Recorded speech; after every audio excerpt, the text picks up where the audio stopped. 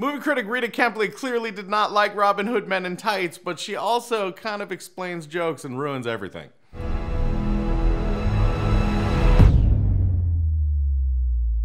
What's up, you guys? If it's your first time here, make sure you hit the subscribe button and that little notification bell right next to it. Also, if you liked the video, let us know by hitting the like button, because otherwise we don't know because you didn't do it. Now let's take a look at this stupid critic.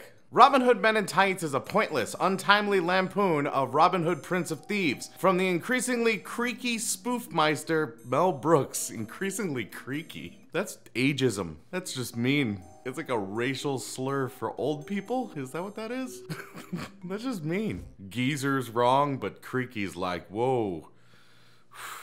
A predictable onslaught of bad taste and worse jokes. It mostly targets not the conventions of action adventures, but the sexual preferences of the merry men, who are variously referred to as pansies, fagulas, and fruits. Actually, they said they may look like pansies, but they'll punch out your lights. He thought that they were fagulas, and they said, no, we're straight, just merry. And as far as fruits, I don't really know what to say about that. It's just a joke. They're wearing tights. Brooks fills in the spaces with broadsides derogatory to women and the one interest group you could readily afford to offend on film, blind folks. They never see it coming. Of course, the real problem isn't that it's politically incorrect. No, that's the solution. That was on purpose. That's the whole point. If it was politically correct, it would have been Robin Hood Prince of Thieves. The thing it was spoofing. A state of being truly worthy of a good skewering, but that it's about as funny as a buttload of boils. Ow. Is that all the boils in the butthole, or is that the capacity and it's like strewn all over your body? That's actually not that many boils. Although one boil is a boil too many. That's what they say. I guess it could be your entire ass and not just the hole. That's a lot more boils. I gotta agree with you. Why do all these reviews refer to butts all the time? For one thing, Brooks's target isn't worth the arrows. Released more than 2 years ago, the Kevin Costner movie was its own parody. Well, first of all, it has nothing to do with time because Mel Brooks made Young Frankenstein and not like right after Frankenstein. It was well past Frankenstein. He also made Blazing Saddles. That was a spoof too. And it didn't come right after that movie either. Shit, Spaceballs was how many years after Star Wars? It's not like they just write and make a spoof the second something comes out. And as for calling Kevin Costner's movie its own parody, because why? Because you didn't like it? People loved that. And even if they didn't like that movie, they loved that Bryan Adams song. So fuck you. No, it's true. Everything I do. Oh, I do it for you. Further, it lacked such spoof-worthy qualities as pomposity and memorability. Indecent Proposal. Now there's a movie worth ridiculing. Now there's a thing that you don't get to decide. You don't get to decide the spoof that Mel Brooks makes. You know who does? That creaky bastard. And if Indecent Proposal is what you want spoofed, go f***ing spoof it. Go make a movie. You seem to know so much about movies. Cary Elwes, British-born star of this lumbering caper, takes one clear shot at Costner, who played the role with an American accent. Unlike other Robin Hoods, Elwes boasts, I can speak with an English accent, as if plausibility mattered, given the preponderance of anachronistic gags, the rent-a-wreck sign on the hero's Clydesdale, the evil Prince John's remote castle door opener, and so on. You explained that joke. That's what you just did. The joke about him talking about how plausible it is that he has an English accent and that the other one didn't have an English accent, amidst a spoof that is complete and utter nonsense, is the joke. It's amazing how you could get something but not get it. That's really, really weird. It's the equivalent of remembering your girlfriend's birthday but buying her something you wanted. You got it, but you didn't get it. And now, at the end of the night, on that birthday, you're definitely not gonna get it. Well, you might get it, but you're not gonna get it. In Brooks' reworking of Thieves, Robin is back from the Crusades with a Muslim sidekick, Achu, a thankless role well played by Washington native Dave Chappelle. Thankless. I love that. Like, when they rapped, they're like, F you. They don't thank him. I'm pretty sure he got paid. Pretty sure he got thanked. I've never understood that. Also, why did it matter to say Washington native? Why not comedian? That's an achievement. That's something he did.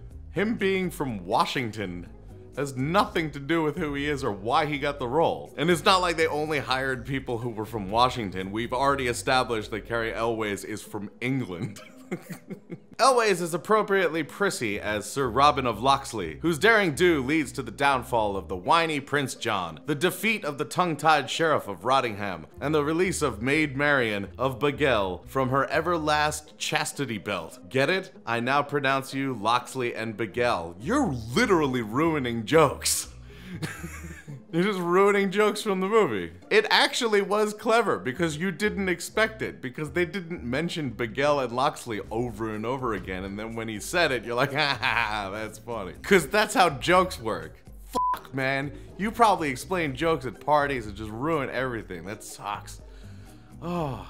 There are also zany production numbers. The Merry Men's chorus line singing, "We're men, manly men, men in tights, tight tights," to fill up the space. Is it to fill up space? I feel like it's for the sake of comedy. I feel like putting together an entire song and dance number is way harder than just like having some actors say stuff. That shouldn't be a place filler. Also, it's there for comedy. So it's not really filling up space if it's funny.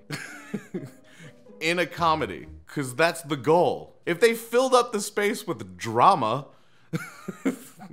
that might be filling up space. If all of a sudden they just cut to this really intense scene for 5 minutes and you're like, this doesn't really fit. Yeah, well, we had to make the movie longer. Plus a slew of celebrity cameos. Patrick Stewart as King Richard, Peter Boyle as the Abbot, Isaac Hayes as Achu's father, and Dom DeLuise, who provides the film's rare comic moment as Don Giovanni. The only thing funny was Dom DeLuise. I love Dom DeLuise. I think he's hilarious, and I think he does a great job in that movie. But for that to be the only funny thing is really strange.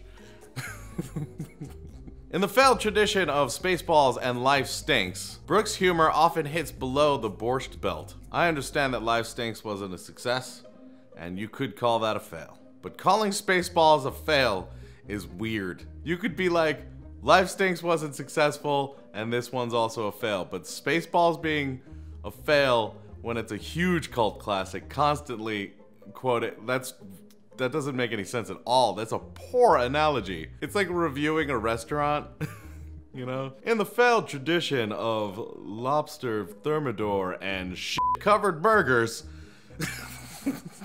one of those is really good. One of those is covered in shit. You can't put both. No. There's the blind Blinken in the privy feeling up his braille Playboy centerfold, and the tiresome Rabbi Tuckman offering the merry men half off on a bris. That we get, but some of the Jewish jokes are bound to be inscrutable to Gentiles, as when Robin slaps a dead boar on the groaning board and Prince John shouts, "Treif, not kosher." Then again, maybe it's even worse when you get the joke. You sound a little butthurt that you didn't get some of the jokes. Not everything's for you. You're not gonna get every single joke. And also, it's not the first time that he's done that. Frau Blucher in Young Frankenstein. The horses neigh because it means glue. You only know that if you know it means glue. But you still think it's funny because the horses neigh every time you say her name. Much like this movie. Where things that are funny become funnier if you actually look into it. Not what you said. Not less funny. The biggest thing with all of this is if you don't like his sense of humor, then why are you watching this? I don't think this movie's for everybody. Why are you watching that? You clearly don't like Mel Brooks. You insulted his age. Thanks so much, guys, for watching. If it's your first time here, hit the subscribe button and that little notification bell right next to it. Also, hit the like button to let us know you liked the video. If you'd like to see another one from us, you can click one of the ones on the screen. And until we see you next time, geek out and game on.